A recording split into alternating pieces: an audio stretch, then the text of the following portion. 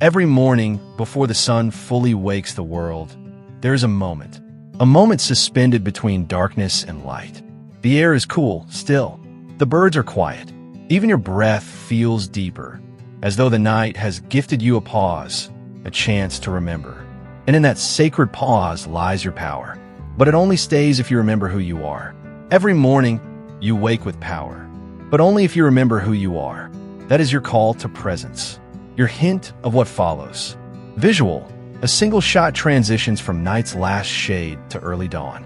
A window, barely ajar, letting in the faintest golden line. A man sits on the edge of his bed, upright but still, as if rooted. His eyes are closed. Nothing distracts him. Not the phone, not the clock, not the world already humming its agenda. The stillness is intentional, spiritual even. This is not a man who wakes by default. It is a man reconnecting to himself, to purpose, to clarity. Mornings are not for rushing. They are for reminding. Reminding yourself of who you were before the world told you who to be. Of the calm hunger that stirs in your bones, unshaken by status, by noise, by ambition. Of the part of you that is anchored, not adrift. In these early moments, your power begins, not with movement, but with inquiry. Who am I today? Not the roles you wear, not the deduce you carry, not the expectations you meet or resist. Who are you before you do? Stillness is not void.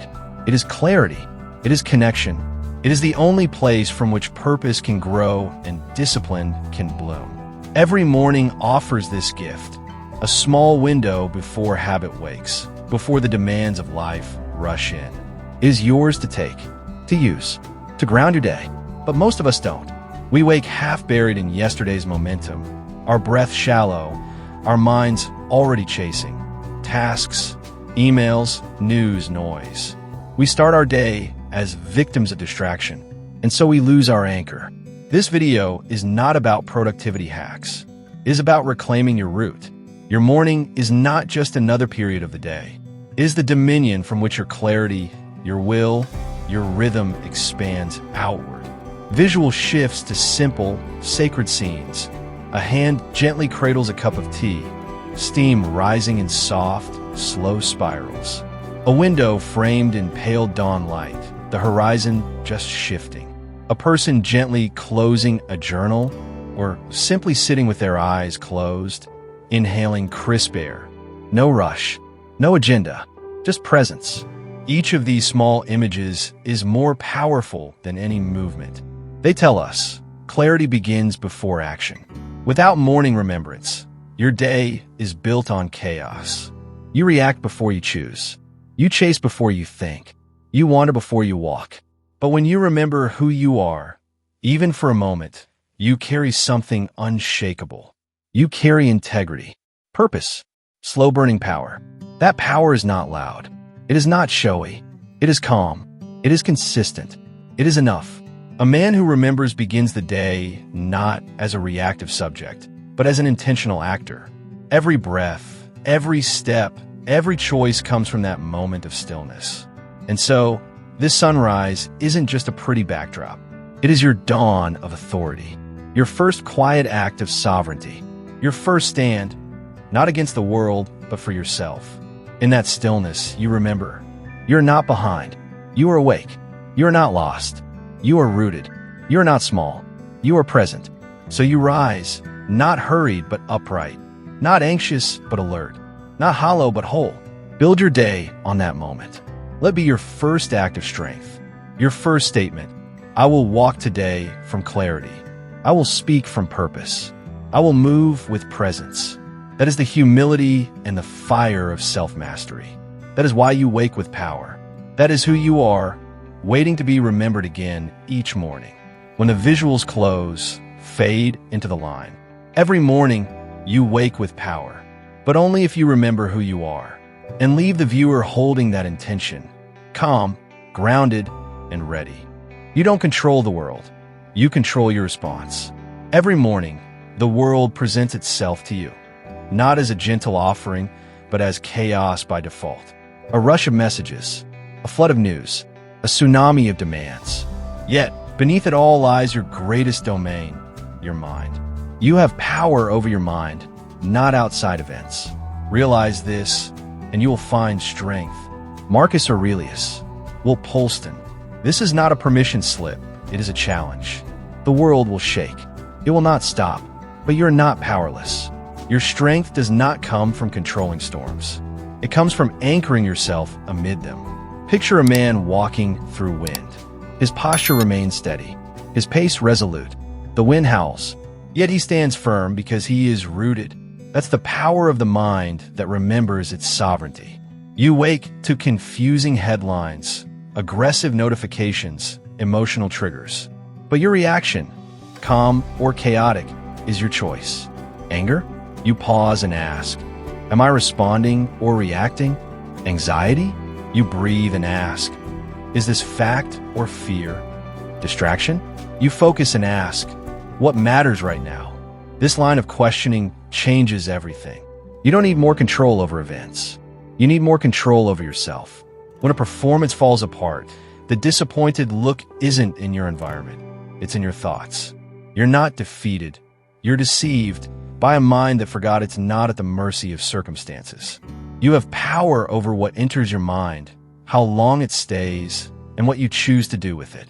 That is the essence of inner authority. One Stoic exercise: negative visualization. Imagine loss, failure, or despair to diminish their ability to disturb you. This doesn't make you pessimistic. It inoculates your soul, teaches your mind the world cannot harm you unless it's granted permission. Wikipedia. If you can prepare for the worst mentally, the world loses its ability to control you. This is not abstract philosophy. This is living wisdom. A competitor sabotages your reputation. You're not ruined unless you accept it internally. A traffic jam steals your time. You're not delayed unless you allow frustration to take over. A rejection lands harsh. You're not defeated unless you allow your self-worth to collapse. You're not a puppet unless you allow strings. And every string is in your mind. Control of the mind looks like this. Pause. You don't react. You observe. You lean into the stillness behind the storm. Label. This is anger. This is fear. This is impulse. When named, emotions lose their control. Choose. You decide. You don't impulsively react. You deliberately respond. Act. Action aligned with values, not reaction aligned with chaos. That is discipline. That is strength. People talk about building mental toughness, but they train in the gym, not in their mind. They chase success, but neglect the inner process of stability. They react to every ping, melody, temptation, never forging the true peace that cannot be shaken. But you tear down the expectation that life must be agreed with, enjoyed always, or endlessly comfortable. You choose to stand clear of the noise. Imagine lighting up the darkest room, but you do it from within. You see challenges not as threats, but as the stakes of practice. You refine your response, not to punish yourself, but to sharpen your resolve. No crisis unshakes you because your mind is steady. No drama uncenters you because you've taught your mind to return to silence. Do this daily. Say, I control my mind. The rest is not mine. Fill your morning with this armor. Stand ready. Let events crash, but let your calm hold. You'll find strength, not in controlling everything, but in owning what matters. Yourself. His power was not his empire. It was his internal empire. Let yours rise. You wake up. Another day arrives, not guaranteed, but given. Every sunrise is a gift. Yet most of us unwrap it and drop it. We treat our mornings like a routine obligation, not a sacred opportunity. Today is a gift. I will not waste it. This is not a mantra. It is a stand against complacency, a stand against the assumption that our time is endless. Because it isn't. Seneca cautioned, it is not that we have short time to live, but that we waste much of it. Every missed moment, every distraction, every mindless act is a relegation of life's currency to margin. You weren't given your day to fritter away. You were given it to invest. Wisely, firmly, intentionally. Each day is rare, fragile, precious. Your heartbeat, your breath, your awareness. Each one is a miracle that could cease. That's why gratitude must begin at waking. It's not about cheerleading yourself. It's about owning the magnitude of existence. You are alive. You can choose. That is enough. If you act as though your time is infinite, you will squander it. The lazy habits, the endless scrolling, the avoidance, they build a coffin of distraction around the soul. And one day, you realize how little you've built. But if you see each moment as a gift, you wake with purpose, you move with presence, you use the hours you're given to build yourself. Not by running towards something spectacular, but by honoring what's present. No day is promised. Tomorrow is not guaranteed. But today is. So don't wait. The sunrise doesn't wait for your readiness. It breaks through whether you're prepared or not. This perspective demands action, not hope. That action begins with small choices. Wake up without scrolling. Breathe before checking notifications. Stretch before checking email. Choose what you do with your time. Not by what's easy, but by what stands for who you want to become. You are not your history, your regrets, your failures. You are your response to this very moment. Begin consciously, not out of obligation, but because you understand that life is finite. Undrained, alive. Mission, work, growth, they're built in the moments you don't waste. The moments you say, "No, I will not give you my life away." The Stoics taught, live each day as if it were your last, but a man fully alive, not frantic. Centered not by distraction, but by values, by sobriety, by action aligned with contentment. Your life is not defined by monumental events, but by daily deliverance, by doing small things right consistently, by honoring the gift of time, by treating it as something sacred, because it is. A single moment refused is a year lost, silvered to regret. So decide now in this second, today is a gift. I will not waste it. Hold that. Carry it like a banner. Today matters, not for its productivity, not for its output, but for its testimony. A life respected is a life lived. I don't need more. I will use what I have. There's a lie whispered into your mind every single day that you need more. More time, more money, more gear, more praise, more motivation, more. It's the modern disease, this constant pursuit of something else, something other than what you already have, something better than what's in your hands. But the Stoic knows the truth. The starting point of strength is not addition.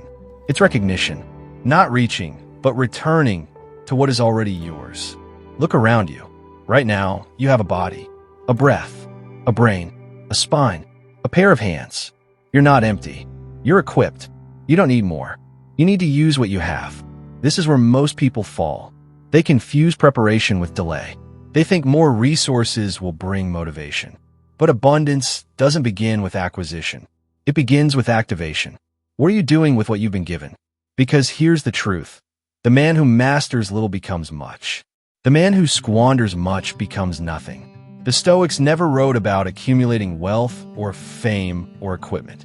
They spoke of sufficiency, of virtue, of character, of living well with less. Seneca once said, "It is not the man who has too little, but the man who craves more that is poor." And that poverty, the internal kind, is what eats men alive. Not hunger of the stomach, but hunger of the soul. The kind that tells you you're not enough until you buy something, or achieve something, or prove something. But the hunger never ends, because it's not based in reality. It's a moving target, and that's the trap. You will never feel like you have enough until you act like you do. You build wealth through use, through stewardship, through treating what you have like it matters. Your attention? It matters. Your energy? It matters. Your time? It matters more than anything. But most people burn it like it's endless. They treat their time like junk currency, given freely to entertainment, distraction, and excuses. They don't realize they're walking around with gold in their pockets, pretending they're broke. So let's get clear. Right now, you don't need a better phone, a bigger space, or a perfect schedule. You need to sit down, get focused, and do the work with what's in front of you. Because the man who waits for perfect conditions never begins. And the man who never begins never becomes. So shift your gaze inward. What do you have that you've been ignoring? A body that can move, train, walk, breathe. A mind that can think, solve, reflect, grow. A voice that can speak, share, lead. A pen, a phone, a room, a chair. That's more than enough to build something meaningful. The ones who rise in life are not the ones with the most. They are the ones who make the most of what they have. They take scraps and build monuments. They use pain as fuel. They don't wait to be ready. They act. This is Stoic minimalism, stripping away the noise, the want, the false need, and sharpening the will. Gratitude is not soft. It's not passive. It's discipline. When you're truly grateful, you use what you have. You protect it. You focus it. And from that place, you create momentum. You don't complain about your limits. You make them irrelevant. Because nothing is more powerful than the man who says, I am enough. I have enough. Let's begin. And then he does. He doesn't need an audience. He doesn't need permission. He doesn't wait for motivation. He uses what's in his hands now. That's the man who wins. There are people in this world with less than you doing far more. Not because they're lucky, but because they stopped waiting. They stopped chasing. And they started building. They decided that what they had was sacred. And once you treat something as sacred, you elevate it. You elevate yourself. So stop telling yourself you're not ready. Stop telling yourself you need more time, more gear, more money, more validation. You don't. You need to decide, to move, to build, with whatever's in front of you. Because what you have is enough. If you use it, you wake up. Something feels off. Maybe it's heaviness in your chest, or a spark of irritation you can't explain. You think, this is who I am today. This is my mood. And just like that, you hand over the wheel. You let emotion drive. Every word, every choice, every reaction, now dictated by a passing cloud in your mind. But here's the truth the Stoics knew. You are not your emotions. You are the sky. Your emotions are the weather. Some days are clear. Some days are stormy. But the sky remains. Marcus Aurelius wrote, if you're distressed by anything external, the pain is not due to the thing itself, but to your estimate of it. And this you have the power to revoke at any moment. Think about that. Pain is not in the event, but in your interpretation. Anger is not in the words someone spoke, but in your choice to hold them close. Fear is not in the uncertainty of the future, but in your decision to make that uncertainty your master. Observation is power. When you watch your emotions without becoming them, you place yourself in the seat of control. You move from I am angry to I feel anger. From I am sad to I feel sadness. From I am anxious to I notice anxiety passing through me. Do you see the difference? One is identity, the other is awareness. Emotions are signals. They arrive to tell you something. A line was crossed. A need is unmet. A value is threatened. But signals are not commands. You can see a red light without stopping forever. You can see a storm without abandoning your journey. You can feel fear and still move forward. Most people live as if their feelings are absolute truths. They act as if I feel it means it must be real. But feelings are chemical. They're shaped by sleep, food, weather, hormones, memories, and random triggers you may never notice. Letting them define you is like letting the tide tell you where to live. The Stoic approach is not suppression, is not denial, is mastery through attention. To say, I will watch this feeling come, I will watch it go, and I will choose my action deliberately. This requires stillness, not just in your body, but in your mind. You have to pause long enough to see the space between the stimulus and your reaction. That's where freedom lives, in the space. Picture yourself in a heated moment. Someone insults you, or life hands you a setback. The usual instinct is to fire back, to lash out, to tighten your chest, and clench your teeth. But if you can pause, just for a breath, you create a different path. You can think, what's actually happening here? What's the truth beyond my first reaction? That pause is everything. It turns a slave of emotion into a master of choice. Think of your mind as a calm observer sitting in a quiet room. Outside the window, emotions pass like strangers in the street. Some walk fast, some scream, some cry, some dance. But you don't have to follow any of them. You don't have to invite them in. You simply notice there goes anger, there goes joy, there goes doubt. Over time, this practice rewires you. You stop reacting blindly. You start living intentionally. You may still feel the heat of rage, the sting of sadness, the rush of anxiety, but they no longer own you. They become visitors. And visitors don't stay unless you ask them to. It's important to remember, awareness is not weakness. It doesn't mean you suppress or ignore what you feel. It means you engage with it on your terms. There's strength in saying, I see you, emotion. I hear your message, but I will decide what happens next. Some of the most powerful people in history were not the ones who never felt fear, but the ones who acted in spite of it. Not the ones who never felt anger, but the ones who directed it with purpose. Not the ones who never felt grief, but the ones who let it deepen their humanity without drowning them. You could be like that, but it starts with separating who you are from what you feel. You are not your anger. You are not your doubt. You are not your guilt. You are not your fear. You are the awareness behind them, the witness, the one who can step back, breathe, and decide. This is not easy. It is daily work. It means catching yourself mid-reaction and asking, is this me or just my mood talking? It means slowing down before sending the message, before making the decision, before speaking the word you can't take back. It means remembering that emotions are temporary. Your character is permanent. Every time you pause instead of explode, you strengthen that character. Every time you choose a calm word over a sharp one, you sharpen your self-control. Every time you notice an emotion without acting on it, you grow stronger than the last time. And over the years, this adds up to something rare, a quiet, unshakable steadiness. The world may still throw storms at you, but you remain grounded. Not cold, not numb, just rooted, because you've learned. You are not the weather, you are the sky, and no storm lasts forever.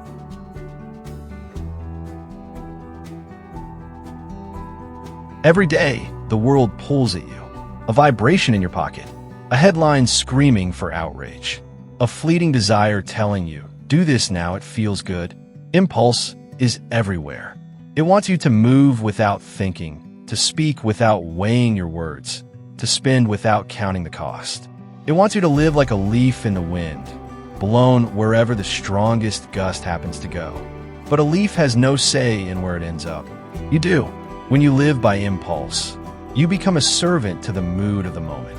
You say yes when you should say no. You quit when you should persist. You chase what sparkles instead of what matters. Purpose is different. Purpose is not in a rush. Purpose waits, measures, and moves with intent. Every action you take either builds your life or breaks it down. Every choice is a vote for the person you are becoming. When you act with purpose, you cast your votes carefully. You ask, does this move me forward? Does it align with what I truly want? Or am I just being dragged by impulse? The Stoics understood this deeply. They saw that man's life is not shaped by grand, rare decisions, but by the small, repeated ones. The moments where no one is watching, when it would be easy to scroll instead of work, to complain instead of fix, to give up instead of endure. Acting with purpose means refusing the cheap victories. It means choosing the action that serves your higher self, even if it costs you comfort in the moment. This is where discipline comes in. Discipline is the bridge between intention and result. Without it, good intentions rot into nothing. With it, you can carry your vision into reality. Some people think discipline is restriction, that it makes life smaller, tighter, less joyful. But discipline is not a prison. It is a set of keys. It unlocks the ability to say no to what weakens you, so you can say yes to what strengthens you. Discipline is freedom. The freedom to wake with energy because you chose to rest instead of waste the night. The freedom to speak with clarity because you chose to think before speaking. The freedom to build a future instead of constantly repairing the damage from reckless choices. Impulse is easy. It takes no thought to give in. It takes no courage to chase the instant reward. But every time you follow it, you give away a little piece of control over your life. Purpose is harder, but only at first. The more you practice it, the more natural it becomes. It turns into a way of being. It becomes your default mode. Observe, decide, then move. Living with purpose means you don't react to every tug on your attention. You don't let every voice in the crowd set your direction. You walk your own line, steady and clear. It means you stop asking, what do I feel like doing right now? And start asking, what needs to be done? It means you measure your day not by how entertained you were, but by how much closer you came to the life you're building. Acting with purpose doesn't mean you never change your mind. It means that when you do, it's by choice, not by distraction, not by pressure, not by impulse. This is how great works are built, one deliberate move after another. This is how strong characters are formed, one principled decision at a time. It's also how peace is found, because when you live on impulse, regret becomes a constant companion. You regret what you said without thinking. You regret what you bought without needing. You regret the time you traded for nothing. Purpose leaves little room for regret.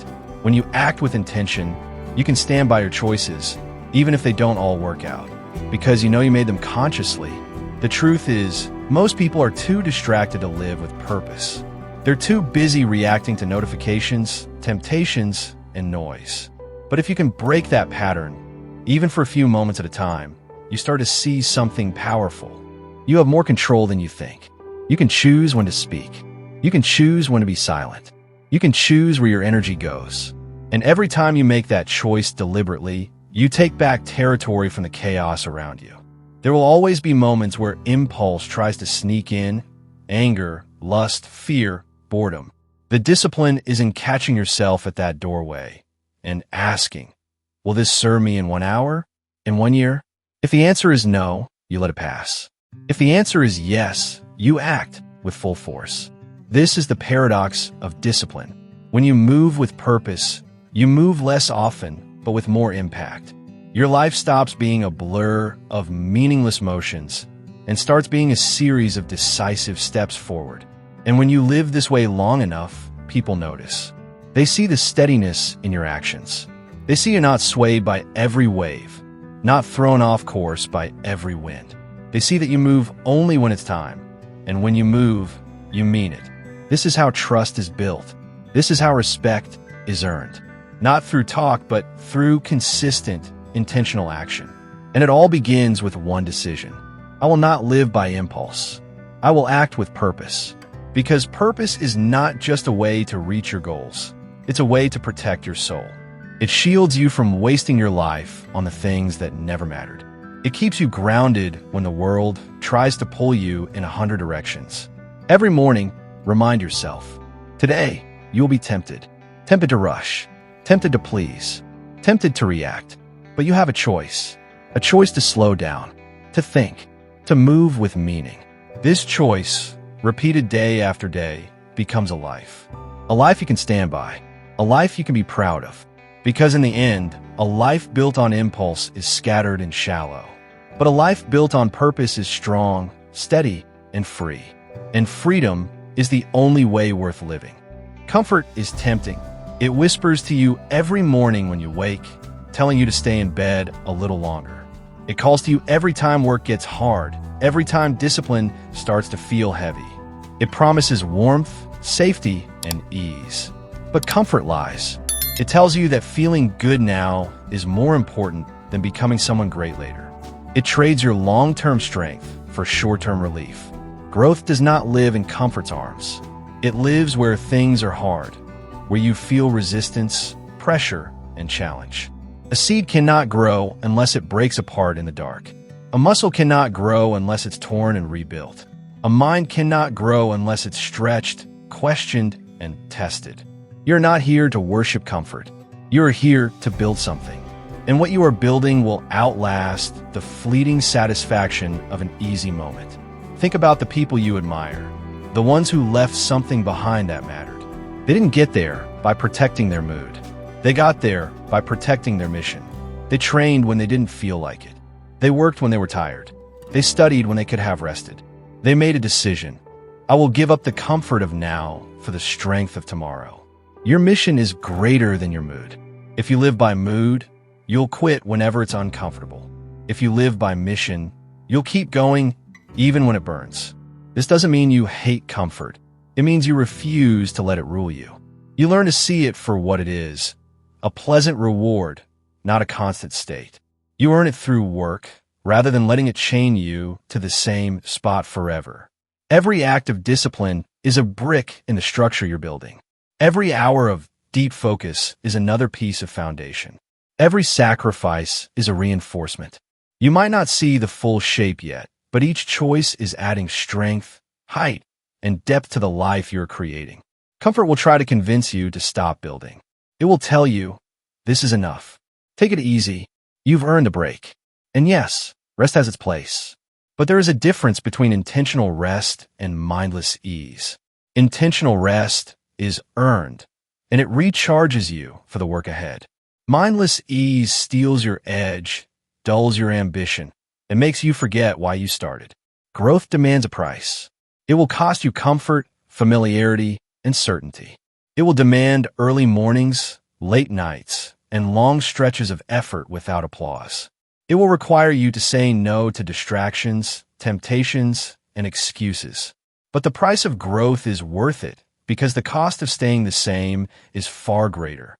If you choose comfort over growth, you may feel good in the moment, but you'll carry the weight of unfulfilled potential. You'll feel the slow ache of knowing you could have been more, built more, done more, if only you had endured the discomfort. Your mission should scare you a little. It should feel bigger than what you can achieve in a single burst of motivation. It should require a steady grind, a patience that outlasts moods and seasons. When the work feels heavy, remind yourself, this is the proof that you're growing. Comfort never feels heavy. Growth does. Discipline is the training ground for greatness. Every time you choose the hard thing over the easy thing, you make yourself harder to break. You build endurance, not just in your body, but in your mind and spirit. And this endurance becomes your advantage. While others rest in comfort and wait for motivation, you keep building. While they are swayed by moods, you are moved by purpose. In the silence of training, in the solitude of reading, in the grind of work, this is where the transformation happens. Not when it's easy, not when you're comfortable, but when you're stretched beyond what feels pleasant. One day, you will see the result. The body you built, the mind you sharpened, the work you created, the life you shaped with your own hands. And in that moment, you'll realize comfort never could have given you this. Comfort is the reward, not the goal. The goal is growth. The goal is to build something greater than yourself, something that demands the best of you every day. So the next time you feel the pull toward ease, remember, you are not here to be comfortable. You are here to be capable, to be strong, to be ready. Comfort fades quickly. Growth lasts. And when you've built something worth protecting, worth sharing, worth leaving behind, comfort will come. Not because you chased it, but because you earned it. You are building something greater than comfort. Keep building. Look in the mirror. Not as you usually do, rushing past, glancing only to check your hair, your clothes, your appearance. Stand there, still, present. This is not about vanity. This is about truth. The person staring back at you is the only one who will live every single moment of your life. They are your constant companion, your witness, your judge, and your greatest ally. And yet, how often do you speak to them with honesty? How often do you remind them of who they are and what they are capable of? We speak to the world endlessly. We share opinions, updates, smiles, masks.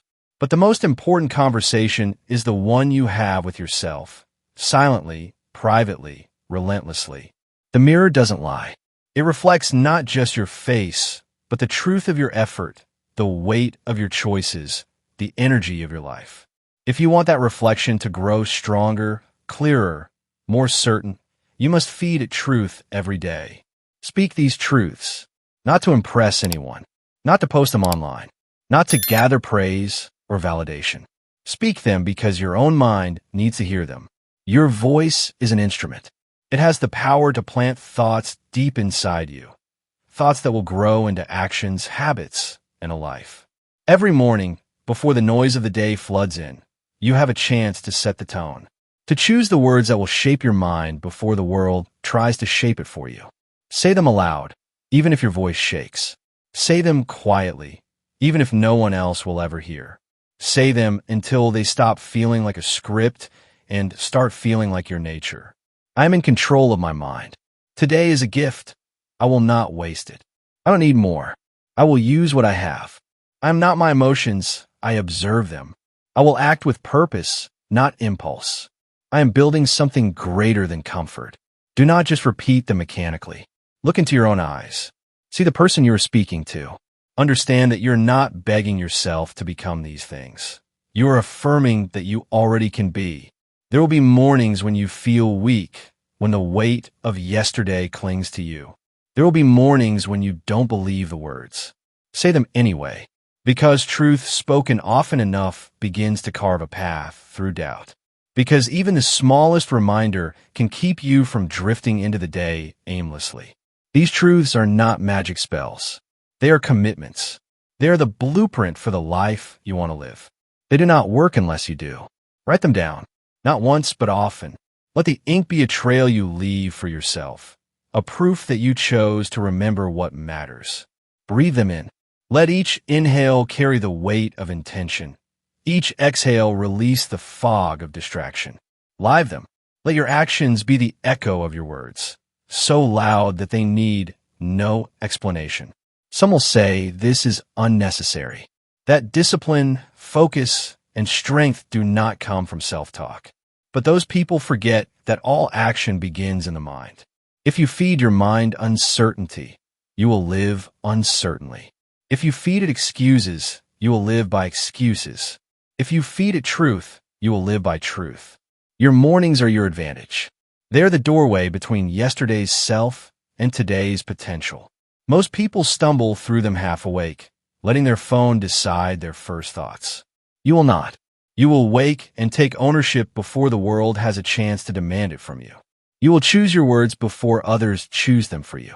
You will shape your mind before the world tries to shape it into something weaker, more distracted, more passive. This is not for the world to see. No applause will come. No praise will follow.